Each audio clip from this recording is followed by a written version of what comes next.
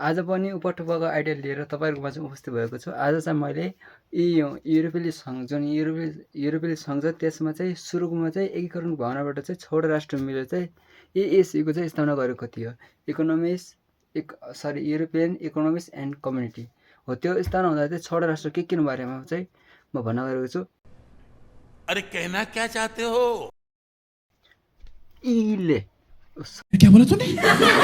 Sorry ई हो है European सङ्घ। एफबाट फ्रान्स, जीबाट जर्मनी, बीबाट बुल्गेरिया, अनि एनबाट नेदरल्यान्ड, एलबाट लक्जमबर्ग, आईबाट इटाली। यी 6 राष्ट्र हामी चाहिँ कसरी याद गर्ने त? हामीले यस्तो भने फेरिको जीबी नेपालीले ल्यायो। एफबाट फेरिको जीबी हाम्रो डाटा सबैलाई थाहा हुन्छ। अनि एनबाट एनबाट चाहिँ नेदरल्यान्ड भयो।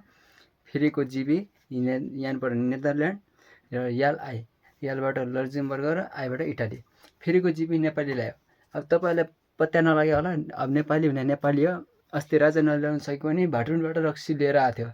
अरे हामी नेपाली खतरा हो, त्यसले कुनै दिन जीबी ल्याउनु पनि सक्छ। तपाईँले पर्खाइमा बस्नु होला।